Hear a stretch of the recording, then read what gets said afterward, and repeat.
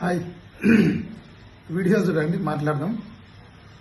అవ్వ తాతలకు 4000 పెన్షన్ రావాలన్నా, మా అక్క చెల్లెలకు మహాలక్ష్మి రావాలన్నా, నిరుద్యోగ యువతకు ఉద్యోగాలు రావాలన్నా, నిరుద్యోగ భృతి దక్కాలన్నా, విద్యార్థి భరోసా కార్డు రావాలన్నా, హైడ్రా ఆగాలన్నా మన బీఆర్ఎస్ పార్టీ గెలవాల్సిన అవసరం ఉంది. మాగంటి సునీత గారు గెలవాల్సిన అవసరం ఉంది.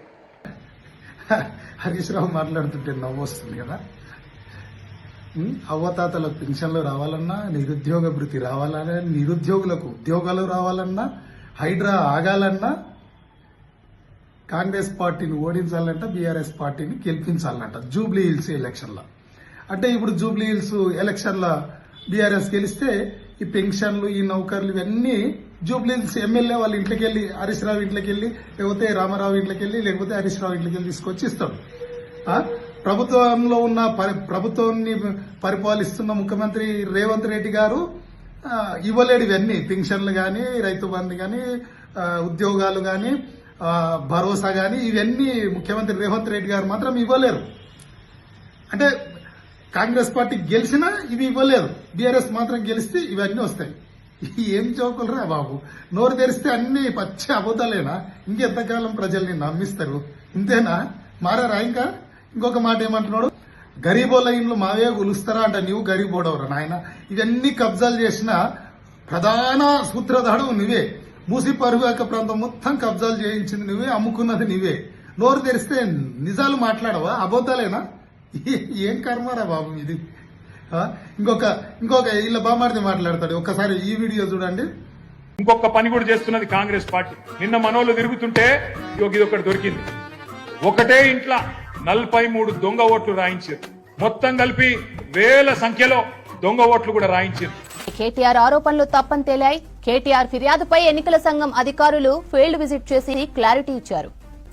జూబ్లీహిల్స్ నియోజకవర్గంలోని కృష్ణానగర్ లో ఒకే అడ్రస్ పై ఉన్న ఓ అపార్ట్మెంట్ లో 15 ఫ్లాట్స్ ఉండడంతో ఓటర్లు భారీగా ఉన్నట్లు కనిపిస్తోందని చెప్పారు అధికారులు. 2023 నుండి అక్కడ ఉన్న ఓటర్లే తప్ప కొత్తగా ఓటర్లను యాడ్ చేయలేదని స్పష్టం చేశారు. 2023 జనరల్ అసెంబ్లీ, 2024 పార్లమెంట్ ఎన్నికల సమయంలో ఓటర్ లిస్ట్ లో ఉన్న ఓటర్లే ఇప్పుడు ఉన్నారని వివరణ ఇచ్చారు ఎలక్షన్ అధికారులు. ఓట్ల చోరీ జరిగిందంట జూబ్లీహిల్స్ లో.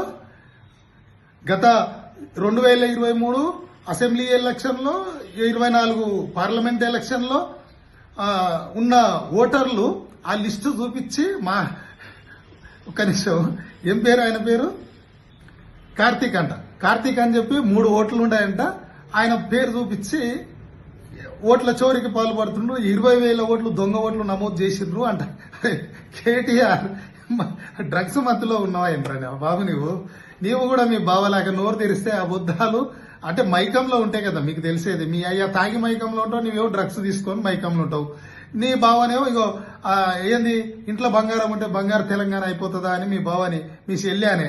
అంటే ఎవ్వరు సోహిల లేరా? ఏం మాట్లాడినా అసలు సోయి తప్పి మాట్లాడతారేనా? అసలు 2023లో 24లో ఉన్న ఓటర్లు మరి ఇప్పుడు కాంగ్రెస్ పార్టీ ఎట్లా కొత్త ఓట్లను నమోదు చేసిందిరా బాబు? నమ్మించాలి జనాలని, అబద్ధాలు చెప్పి నమ్మించాలే కానీ.